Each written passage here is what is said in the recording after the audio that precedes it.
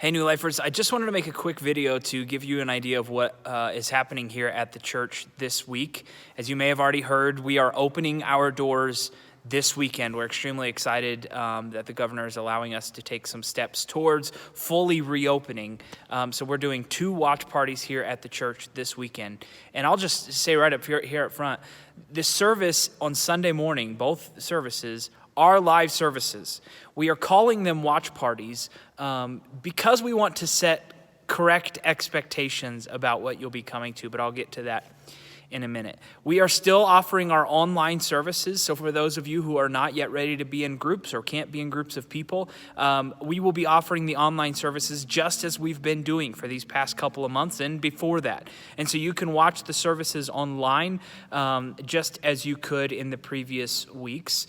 Then we're doing a watch party out in the parking lot this Saturday evening at 8:30. I hope that you will join us. We got one of those radio transmitter things, and you'll be able to tune your radio to the service. We're going to project the service on the side of the building. We're all going to be out there. I think it'll be fun to watch the service together in our cars, especially for those of you who need to stay away from crowds, but you could sit in your car in a parking lot and watch the service. And we get a little bit of a social atmosphere in that way. And then on Sunday mornings, we have 2 services. They are live services. We're calling them watch parties purely to set correct expectations. We want you to know that when you come on Sunday mornings, it is not going to feel like a normal service. Many things will be different. I'll show you, we've moved some chairs around and you can see that we are at less than half capacity in the room on Sunday morning. In addition to the lower capacity, which is okay, it's going to be a low attended Sunday anyway, because there's a lot of people who can't come, a lot of people out of town, moms who aren't going to come because we're not offering children's ministry. So we'll have lower attendance on Sunday, and that'll make it feel different. We're doing things like not shaking hands and not congregating in the lobby and not serving coffee, and those things will also make it feel like not a normal service. So we're calling it a watch party because we want to set those correct expectations, that it's not a full-blown service. We're not offering all the services that we normally offer on a Sunday morning, and we want to make sure that that is communicated. I also want to give you some of the guidelines that have come from the governor. There are things that we have to adopt, and we are happy to follow his instructions in that way. And so we actually are going to post these signs around the church that kind of describe the guidelines, but I'll tell you what they are. The 6 feet apart one is really, that's the one that keeps us from doing kids ministry. It's kind of impossible to keep all kids 6 feet apart. And so we're not going to have children's ministry, Kids Zone on Sunday morning. But I will tell you that we are going to be providing disposable activity bags to each kid as they come, and so they can grab a bag and there'll be some things in that bag for them to do.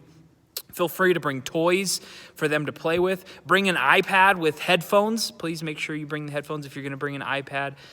Let them do that. However you need to sit in the service with your kids, we are happy for you to do that. Hopefully we'll be able to open kids ministry soon. But that's one of the main things that's going to make it feel different on Sunday mornings.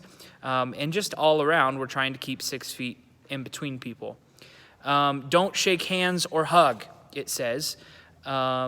And we're going to need to make sure that we do that. Part of the reason is you don't know who would be comfortable with shaking your hand and who wouldn't. Who would be comfortable with you giving them a hug and who wouldn't. You may assume that this person would like that, but I've talked to a lot of people that I would have assumed were the ones who weren't being cautious. But in this time, a higher number than normal people are being more cautious, and that's probably a smart thing. And so all of us are going to obey the no shaking hands and no hugging guidelines. The next one is only sit with members of your household. And so what we're doing, in addition to removing every other row, is we're asking every household or every family to put 2 chairs in between them. Don't sit directly next to another family. Put 2 chairs in between you, and you guys usually do that on Sunday mornings anyway, with few exceptions. Don't congregate in the lobby or in the hallways or bathrooms, or don't create social atmospheres. That's probably going to be the hardest one and most strange one for us to adhere to.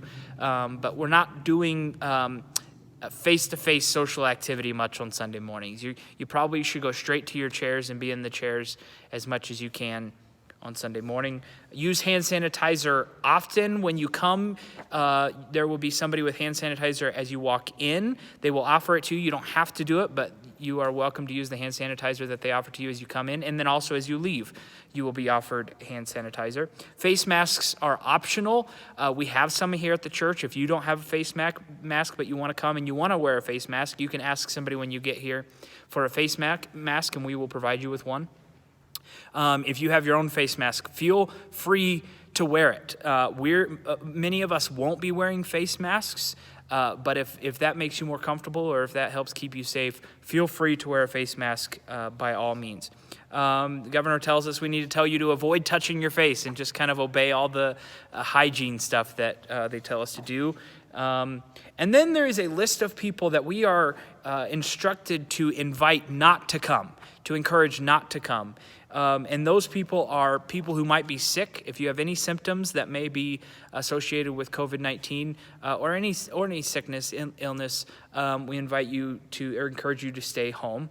If you have underlying medical conditions that put you at higher risk, if you are age 65 or older, or if you work with elderly or immune-compromised individuals, probably good reasons to stay home. That's part of the reason why we are continuing to offer our online service. We're still putting in a lot of work to make sure those are excellent and engaging. And so feel free to either drive in on Saturday night or watch the service at home.